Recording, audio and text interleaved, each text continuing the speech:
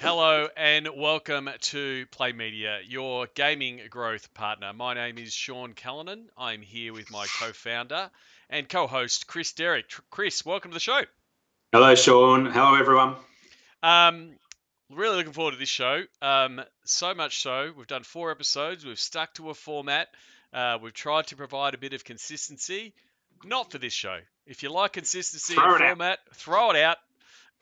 We're going to shake this up. Some big news that have come in, and that's caused us to, rearrange the show a little bit, which is Yep, fine. It's allowed. It's our show. We're allowed to that's do right.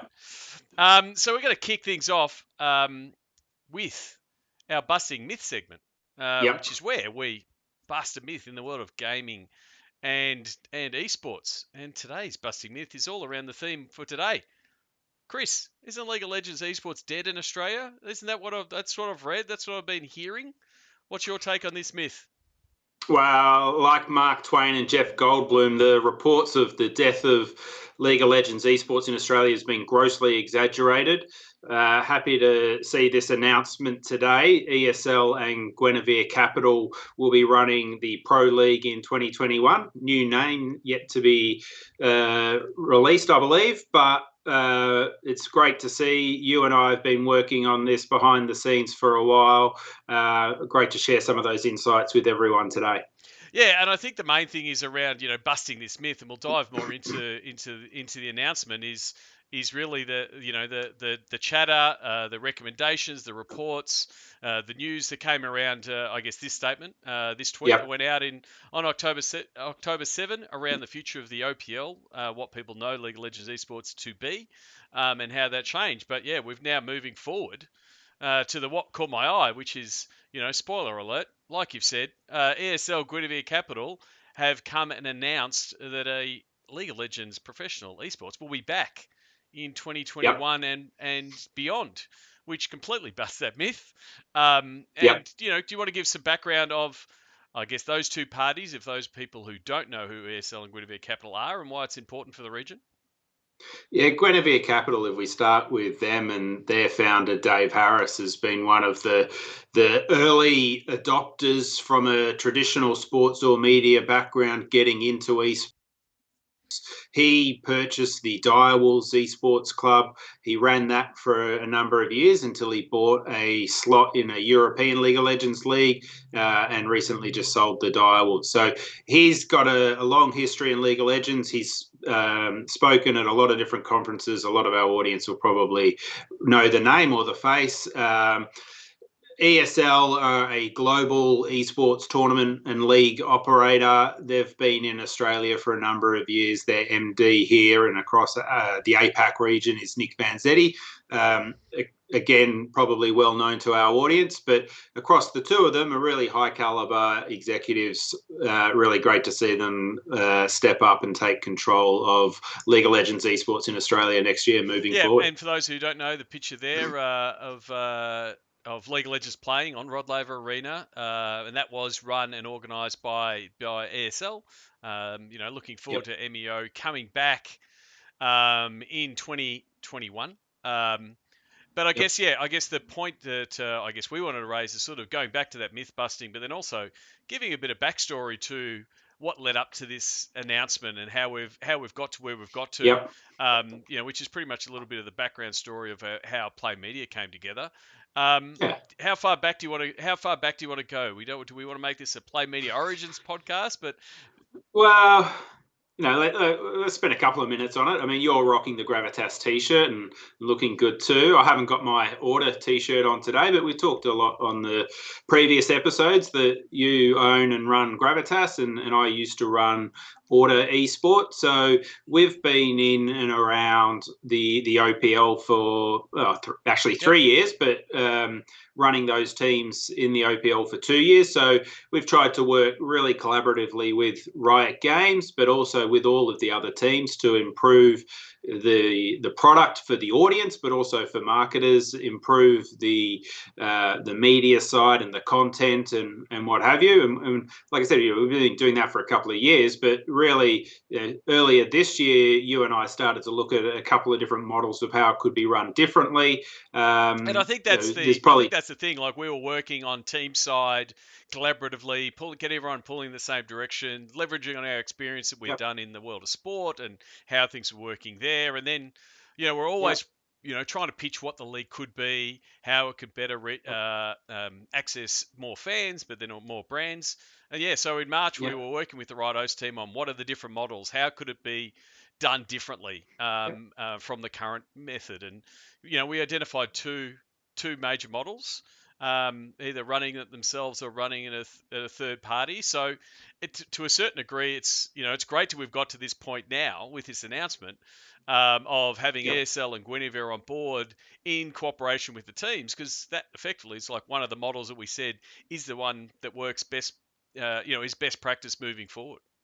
Yeah, ESL have run and organised pretty much every single major esports event in Australia. So to have them come on board to run this is great. They've got the commercial expertise, they've got the content and the broadcast and the production expertise.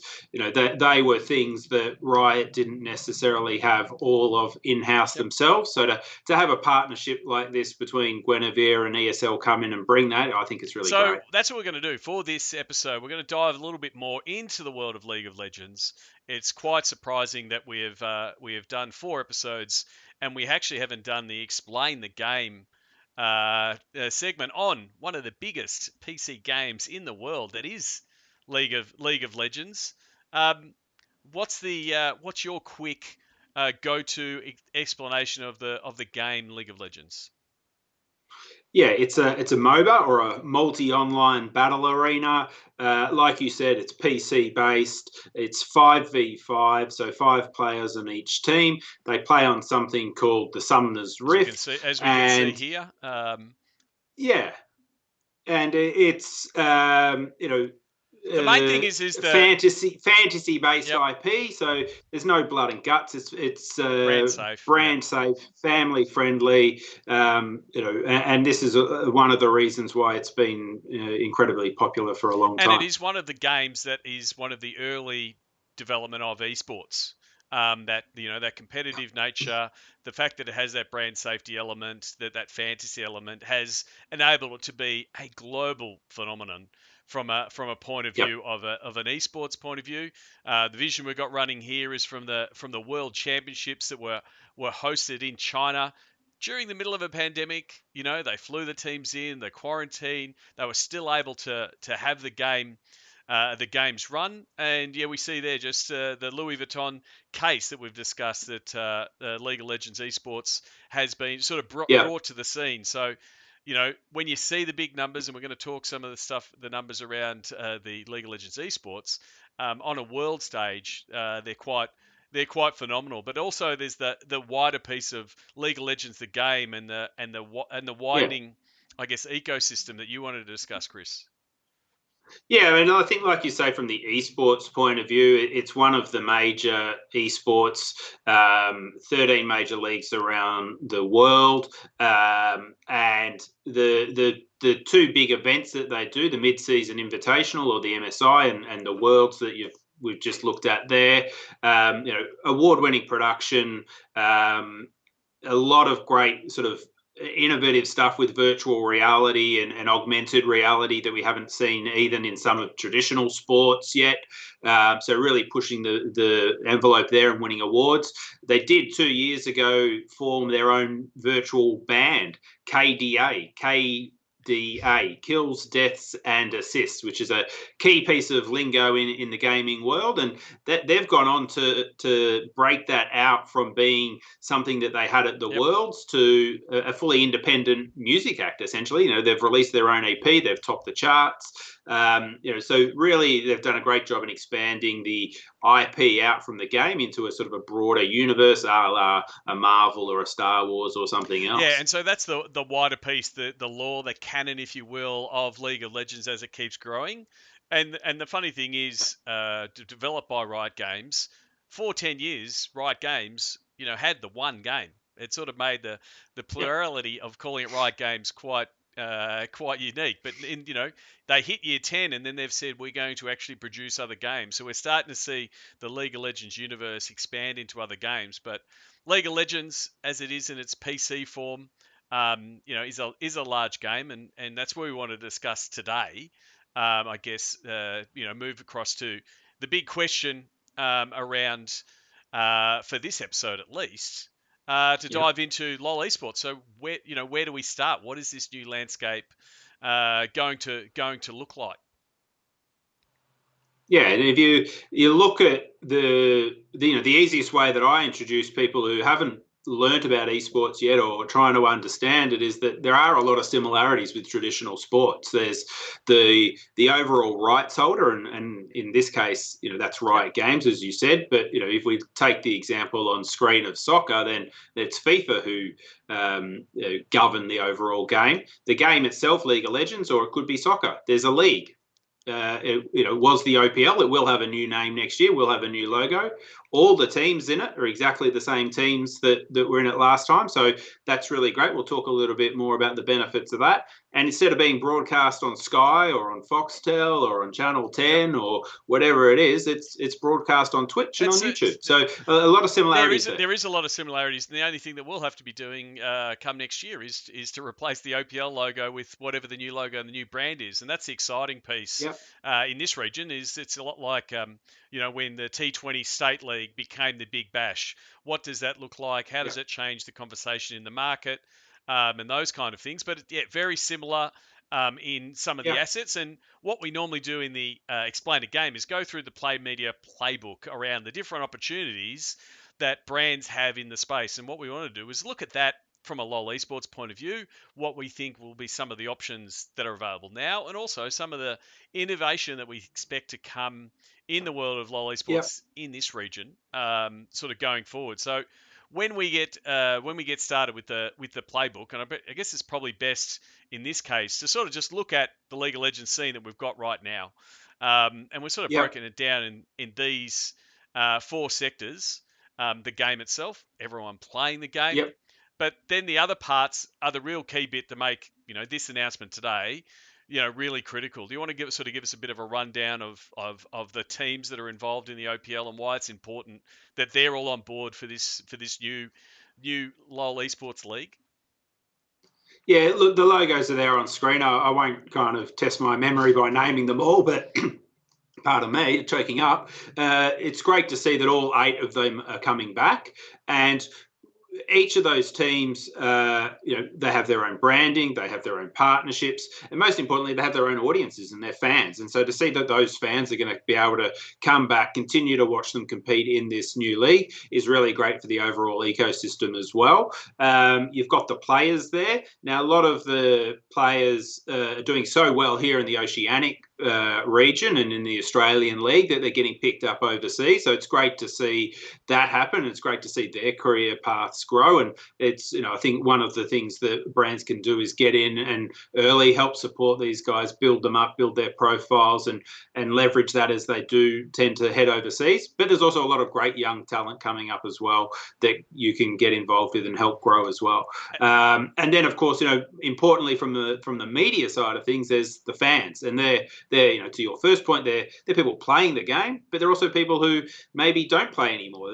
They've got no more time. They've gone to uni. They've got a job. They've got to work. Whatever those commitments are, they can't play as much, but they like to watch, or they watch because they want to get better. They want to watch the best, or they watch just because it's plain entertaining and they love the competition And side of it. So it's the whole ecosystem, and it's great to see that that's going to continue again next yeah, year. and as putting on my team owner hat from a Gravitas point of view, it's really great to have all the 8 teams, both on board, committed. There's a really strong and diverse background from all the teams, and that's one of the things I think that makes this league unique. We've got people from sports marketing background like myself, agency background, media background, high performance and Yeah, sports background that yeah, are a really strong foundation for what this new league will be. So, looking at the playbook from a LoL Esports point of view, one of the things we ask yeah. is, can a brand get in the game? What are the opportunities for a brand to get inside a game like League of Legends? Yeah, I mean, as you can see from some of the footage that we've seen, the Summoner's Rift itself doesn't really lend itself to brands being involved. There are limited opportunities through skins and things like this, but these generally are tied into bigger partnerships, either around the big events or through the esports and sponsorship side of Yeah, things. so it's definitely that's one that's definitely it is available, but it is limited and it's driven through global. Yeah, Then from an esports point of yeah, view, obviously that is a big yeah, yes because there are yeah, partners involved. How do you think yeah. brands are going to continue to one currently be involved in an esports point of view? We're seeing some vision here from games from this year, but then also going Yeah. forward, how do you think we might see some changes for brands being involved in the LoL esports scene here? Yeah, a lot of what's happened, not just with League of Legends, but Australian esports in general, has been a real sort of heavy focus on the sponsorship side of things, whether that's been at the league level, the tournament level, the team level. And I think that that'll continue again with this league. And we've seen, McDonald's been the naming right partner for the last 2 years here. I hope that continues next year. It would be great to see. But what I'd also like to see more of is more sort of media assets. The same way that we compared esports to traditional sports earlier, you can get involved with the league or with the team, but you can also get involved with the broadcaster. And that could either be through ESL or it could be through Twitch or YouTube, and just having, a media spend. Buying pre-roll video that reaches that audience is a really simple and easy way that a lot of brands, a lot of media agencies understand. So I hope that media side of things evolves a lot more with Well, this. that's the thing. I think we will start seeing more integrations that we do see on, Seven AFL or the Nine with the rugby or the cricket or the Yeah, tennis, whether it be in studio assets, specific segments, squeeze backs, yeah, different wraparounds, those kind of things that yeah, integrate into the broadcast, but also integrate into the content that is developed. So a lot of the playbook that you see in traditional sports and traditional sports broadcasting yeah, will start being applied. yeah. I hope so. And Yeah. then the other piece from a media buy point of view is the ads piece, and this is one that's still a developing space. What are the options from an advertising point of view, a pure advertising media buy point of view? Yeah, look, we see with other games, there's ways to buy ads in the game. We talked in a recent episode about mobile and buying ads in mobile. You can't do it in the same way within League of Legends. You can buy ads within the esports broadcast, like we just touched about. You can get some advertising within the game client Yep. itself, but again, similar to the in-game promotion we talked about at the start, this is all tied together through bigger Yep. partnerships. And then from a streaming point of view, what does the streaming scene look like for League of Legends? Yeah, look, the streaming scene is really robust. It's one of the biggest properties consistently on Twitch, and that happens in a couple of ways. Obviously, there's big spikes around the big events, but there's also a lot of what's called solo queue, or single person playing and practicing on their own being streamed on Twitch. So it's pretty consistent. There are some bigger Australian streamers like Yep. Midbeast in that space. He's got not just a good strong Australian audience, but a global one as well. So again, it's another robust part or way to get And it is involved. a developing space, the streamer versus a pro player, and some of the issues Yeah, around how often and how the opportunities for pro players to stream and what they should look like. We've seen a couple do it here in Australia. We see some of the North American and EU pro players streaming on occasion and getting good audiences. So I think that'll continue to develop. The other one that we yeah, discussed, that we always do discuss, is around events. Where do yeah. we see the world of events in League of Legends, and what are the opportunities there? Well, here in Australia, it's tended to be focused around the grand final at the end of the season. The last couple of years, it's been at the Melbourne Esports Open, or the MEO, as you touched Yep. on earlier. That's at Rod Laver. Unfortunately, like about a lot of other events in 2020, COVID impacted it, but we hope to see it back in 2021. The what was the OPL Grand Final is the centerpiece of the Melbourne Esports Open. It's the big grand final on the Saturday night. the TEG who handle the ticketing and the marketing, Visit Victoria support it, ESL, they're committed to it for another 3 years. So it's great to see that support. I'm really looking forward to the event coming back this year, being bigger and better than ever. Yeah, and that's the thing. We touched on an earlier episode talking to Tim McGregor from TEG and their partnership with ESL, that it is the crown for esports in Australia, and that's where I think there is a massive opportunity as it continues to grow, becomes the center point of bringing all esports and gaming fans together. I think it will be quite exciting to see this as a product to grow. And as someone, last year we had a booth as far as Gravitas and just the point of meeting fans, shaking hands with fans, having them connect, having players sign autograph, that hero making that is so critical becomes vital. And I think it's a real important part. Again, we'll touch wood or post COVID or vaccine or COVID normal, whatever we call it. It'll be super important going forward. The last one was around IP, and we touched about a little bit in the in game, but and what Riot's doing. What are the opportunities for brands to leverage and get to be a part of that Riot ecosystem? Yeah, you can license the IP. We've generally, again, it's part of broader partnerships. We've seen Coke put the characters on their bottles. We've seen a Korean beer company put the characters on the cans. We've seen other events or promotions, I should say, where you can win a chance to go to the Worlds or things like that. So they do it. This will continue to happen through Riot and not through ESL. That's definitely something that if a brand or an agency is interested in doing and looking at, then we can help them from play media perspective. Yeah, definitely. I think there's an opportunity as their ecosystem grows, as their game titles grow, and as people become more familiar with all the champions and the canon and lore that is Riot Games. So as League of Legends ecosystem just continues to grow, there'll be definitely opportunities for brands to get involved. So that's pretty much, I guess our quick take of the LoL Esports scene and where it is going to head in the next couple of years. Really excited to work with the guys at ESL and Guinevere on what it's going to look like. Excited to get players back involved. Excited on what the new broadcast is going to be. So, I used the Big Bash analogy before. Like, the opportunity is now to get back in, to get involved with an exciting new product that's going to be chasing down Australian fans. That'd be really exciting. So, it's going to be a watch this space. A lot of work has been done, but a lot of work to do. We wanted to finish up with some of the play media insights and sort of show some of the numbers. Because a lot of the times in the LoL Esports space, it's all about the numbers, and everyone would have heard the numbers. And I want to share a couple of big ones. These are from the Worlds 2020, Chris.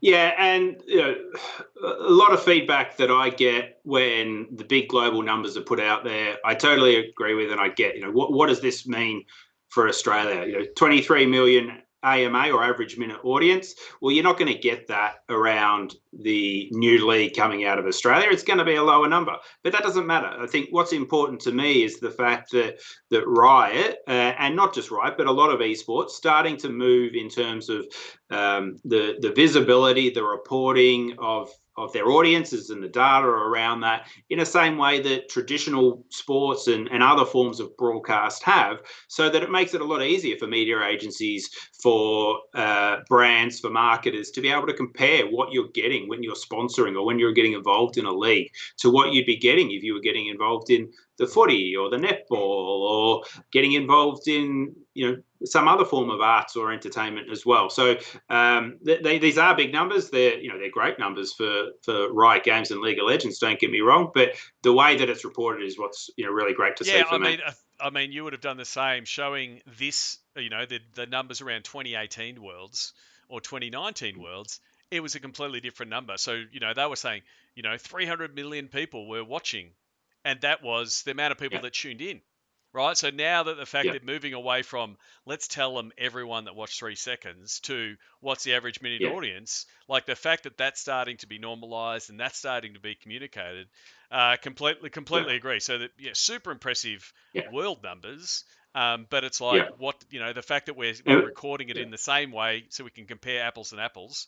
Um, And we did see in 2020 some numbers from the OPL that were on comparison with, I won't name names, but we're on some of the sort of second or third tier sports that you might be seeing from a Foxtel or a KO or something. So, it'll be interesting to see where the numbers come out with the new league, and hopefully ESL and Guinevere reporting them in a similar way. I think, it just makes everything easier for everyone trying to assess and measure the opportunities to get involved. Yeah, definitely. I think the buzz around the new league, the marketing of the new league will be one that's a key driver for it.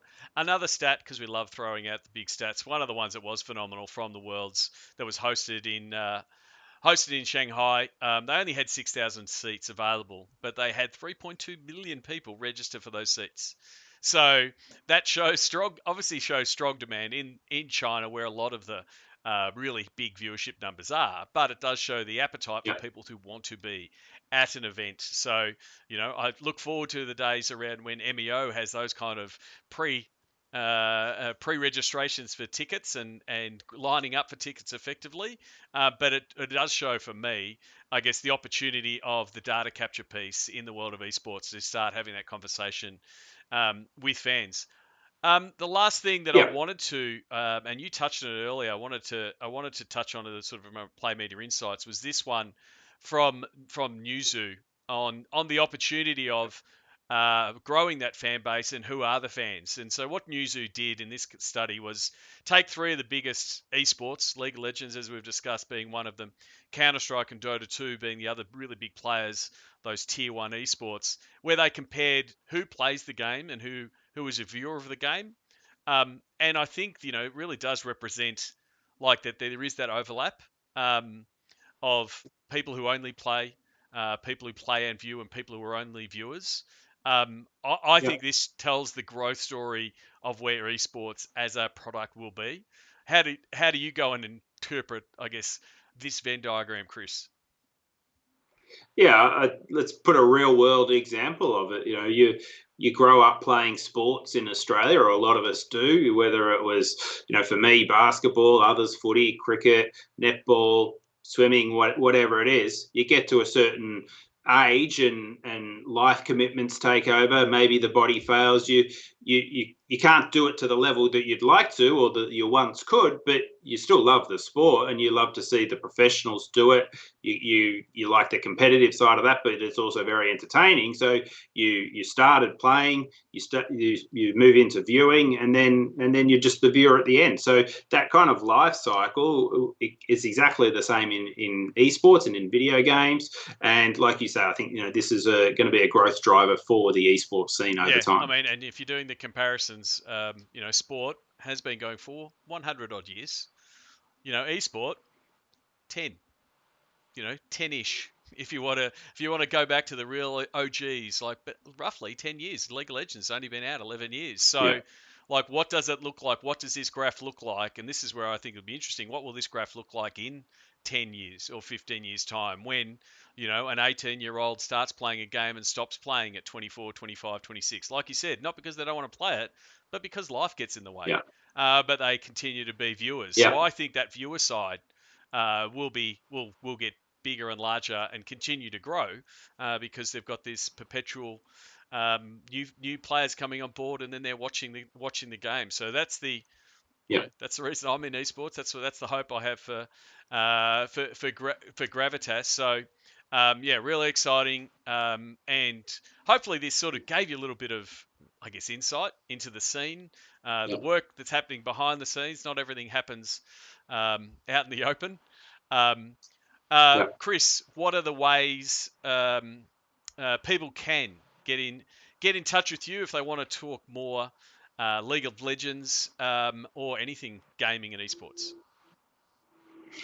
Yeah, email me, chris@weareplaymedia.com. I'm Chris Derrick on LinkedIn, and I am Chris Derrick on Twitter. Also, just a shout out before we go, from my point of view, to all of the other executives, players, staff, content creators, supporters across the overall League of Legends Esports community here, because a lot of hard work going on behind the scenes from everybody, and it's really great to see this announcement today. Super excited for it, and it's well deserved for those guys as well. So great work. Completely. To get all the the OPL teams on board, get all the people behind doing working with people at Riot. Obviously, the guys at Guinevere and ESL that have put their hand up to really push forward. Exciting times, and really can't wait to get my team back on the Rift, and exciting to see what it could be going forward. So all the best for everyone. What we are going to do here is, this is going to be the last episode for this year. We will be back. Potentially changing up the lineup, potentially changing up the format. We've done everything. Potentially changing the awkward outro that we've been refining over 5 episodes. We'll definitely be back in 2021 to talk more things gaming, esports, and everything in between.